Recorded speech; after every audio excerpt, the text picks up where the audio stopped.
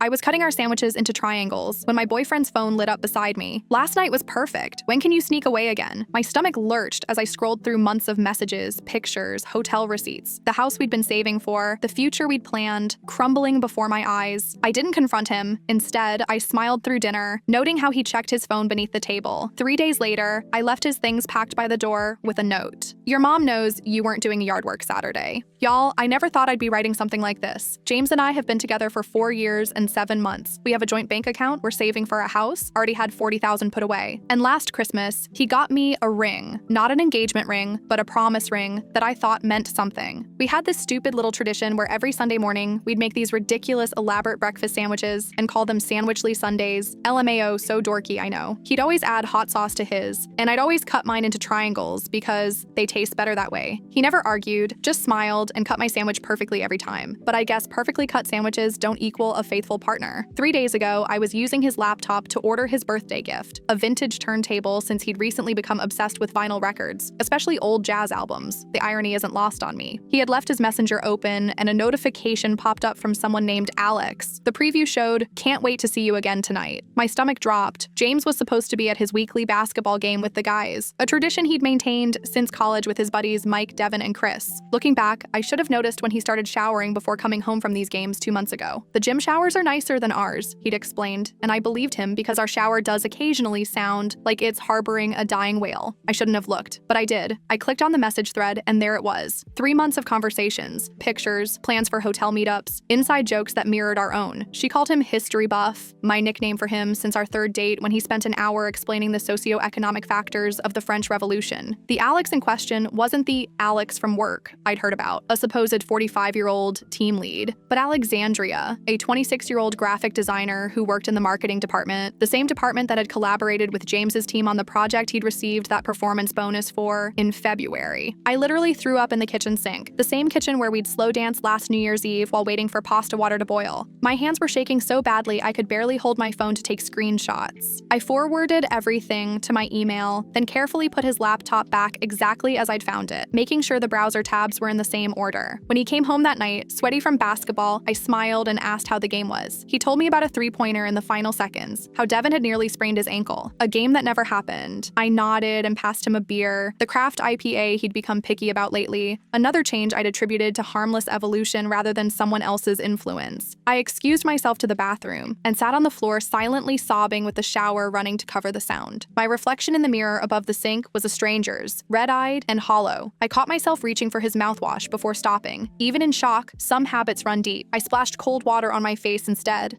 I didn't confront him that night or the next day. Some primal instinct for self-preservation kicked in. I needed a plan. Update number 1. First, thank you all for the supportive comments and messages. I'm overwhelmed by your kindness toward a complete stranger. The thoughtful messages from people who've been through similar situations have been especially helpful. I've read every single one, even if I haven't had the emotional bandwidth to respond to them all. After discovering the messages, I called my best friend Tara, the same Tara who had stood by me through my parents' messy divorce, who'd helped me move 4 times in college, who had actually introduced me to James at her birthday party over 4 years ago. He's smart, stable, and has all his own teeth. The bar is literally on the floor, she joked at the time. She came over while James was at work the next day. He's an account manager at a software company, the kind of job that comes with client lunches and flexible hours that I now realize were far too convenient for someone living a double life. Tara brought coffee, donuts, and a determination I hadn't seen since she organized our entire friend group to protest the closing of our favorite indie bookstore last year. We went into investigation mode. I'm not proud of what we did, but I also don't regret it. That Delta Sky Miles account he's so proud of, logged in. His email, already open on his tablet that he'd left charging in the kitchen. We checked credit card statements and found charges at restaurants I'd never been to, including a tapas place I'd been asking to try for months, but he claimed was probably overrated. There were also charges from a hotel downtown from 6 different occasions, always on late client meeting nights, and a $157 purchase from a lingerie store 2 weeks before my birthday. I never received lingerie for my birthday, in case you're wondering. I got a practical food processor because you've been saying you want to make more things from scratch. As we dug deeper, Tara kept handing me tissues and refilling my wine glass. Drink slow, she cautioned. We need clear heads. She was right. Tara, with her project management background, suggested I start a document to track everything. Dates, expenses, lies he had told me about his whereabouts. We color-coded it. Red for confirmed lies, yellow for suspicious patterns, green for hard evidence. By the time we finished, there was almost no yellow left, just damning red and green entries that painted a clear picture. The timeline timeline revealed that the affair had been going on for at least 3 months, possibly longer. When we finished, Tara closed her laptop and took my hands. Her expression was fierce but tender, like when she'd held my hair back after too many tequila shots in college, then made sure I got home safely. "You need the upper hand when you confront him," Tara said, "and you need to be somewhere safe. I've seen too many friends get manipulated back into relationships with people who don't deserve them. I won't let that happen to you." We came up with a plan. I would wait until the weekend, continue acting normal. Hardest thing I've ever done, BTW.